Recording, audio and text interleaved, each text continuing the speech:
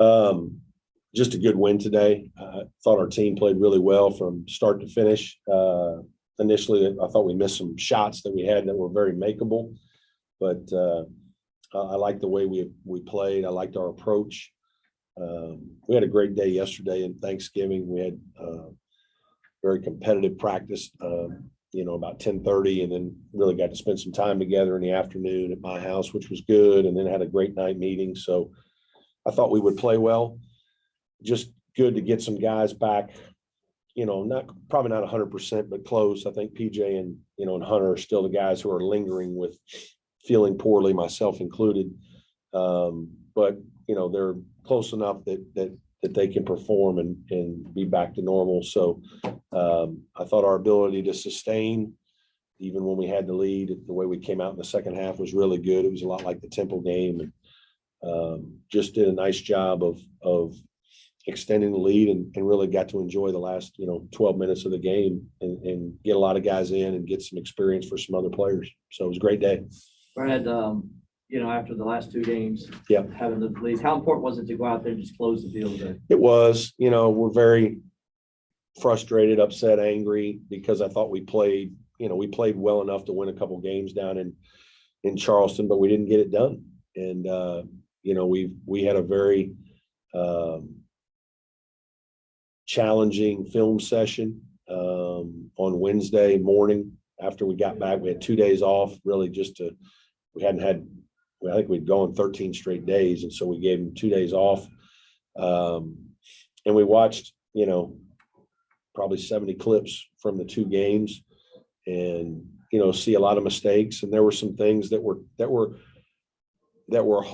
especially the Bonaventure game. There were some things that they ran offensively that were very unique, that were difficult to guard without really practicing.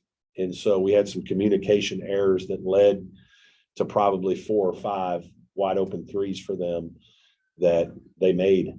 Every time we made a mistake, they capitalized, and that's why they're really good.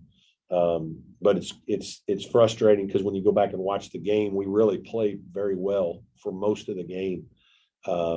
Even when we lost the lead, we really got a lot of good shots in the second half. We just didn't make them. The shots we made in the first half, we missed a bunch of open threes. And so the game, got close and we had a chance and, missed a shot, made a shot. They won the game, made more plays.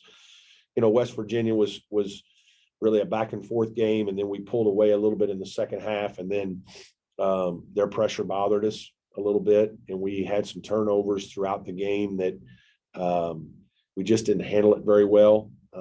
Again, I wish we would have had a day or two to practice for stuff like that a little more and prepare, but great learning experiences. I think our team learned a lot from both those games. It's unfortunate we lost them both, but I hope it got our guys' attention.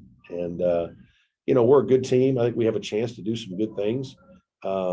But we're like most teams in college basketball that our margin for error is very small. And if you don't play really well for 40 minutes, you're going to lose.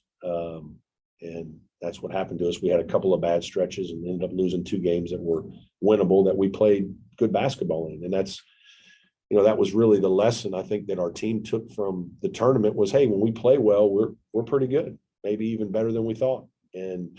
But it's hard to sustain that. And we've got to keep building our bench to be able to do that as well.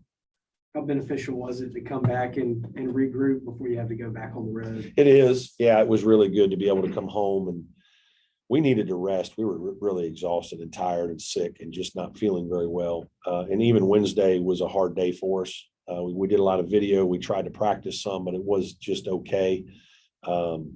Yesterday was really the first day that we've had a very competitive, spirited practice again since the tournament. And I thought that helped us for today. We actually had a shoot around, and in our shoot around, we did more competitive things today than we've done in some other shoot arounds because we needed it. But it was good to come home, kind of recharge here a little bit. And then obviously we've got a very challenging week next week out on the road. Bro, what has Nas brought to this team? It seems like he gives a spark to you guys. Yeah, he's a good energy guy and is a mature guy.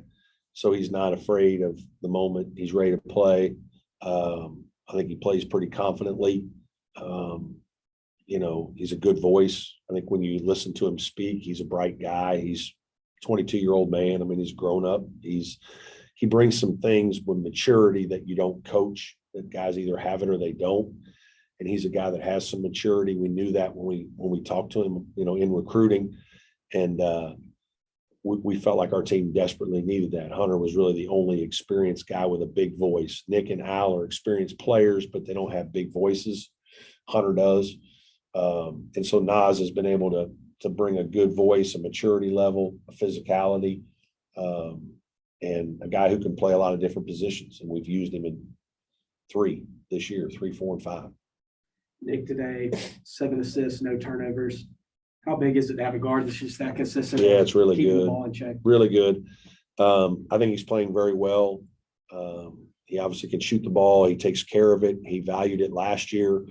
To be honest with you, I keep pushing him to, stay aggressive and, make more drives and attack. And because he sometimes will settle or play conservatively occasionally, which there aren't many guys that I say that to, because most guys are more aggressive than they need to be. And it's like, hey, understand time and score, understand the situation, draw 2, get rid of it, make the right play. Nick sees those things. He really tries to make the right play, and he values the basketball. He doesn't like to make mistakes. He doesn't like to make turnovers. It bothers him when he turns the ball over. And he's gotten better and better at creating for others and, understanding the way we want to play and I want to play, and playing for me now for a couple of years to make really good decisions. And, he's playing at a very high level, and I know our team is very confident when he has the basketball. Any more questions for Coach? Hey, Coach, it's Trevor Groves with CUTigers.com. In a game like this, how good was it to be able to get some valuable playing time for guys like Ian and Ben? Yeah, it's good. We just need to keep developing them.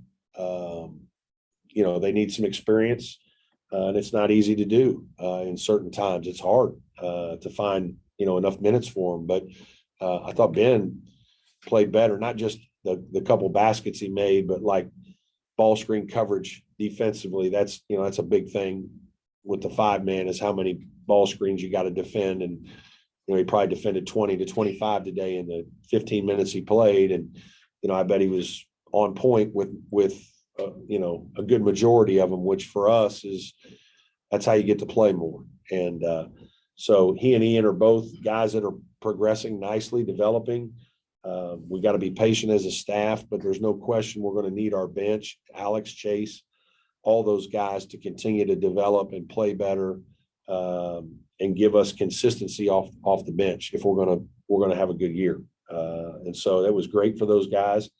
It was good for Alex. Alex finally got some extended minutes. Obviously, unfortunate that he was sick down in Charleston. His shooting is a weapon, and even though he only made 2 today, he just stretches the defense and creates some things for other players just by being out on the court. So, it's good to have him back. And I'm nitpicking a little bit, but 3 of your last 4 opponents, or actually your last 3 opponents, I think, or the 3 of your last 4 had double-digit offensive rebounds. Any concern at all as far as the offensive rebounding? Obviously, rebounding is a big thing, but it's easy to look at how many shots did they miss today, right? I mean, they're 18 for 61. I mean, there's a lot of misses there, right? And a lot of those are 3-point shots. So there's going to be more offensive rebounds in a game with higher possessions. So it's really defensive rebounding percentage is more of a better stat. And there are times we haven't done as well. It hurt us in the West Virginia game. That got us, especially at the end. We're a little smaller, and so we got to fight at times. And it's something we work on a lot, and it's certainly going to be a key moving forward. Any more questions, Coach? Yeah, one more, since Trevor's being the negative guy. I'll be the positive guy. Thanks, Will. 11 to 12 free throw shooting. You had to be pleased to see that.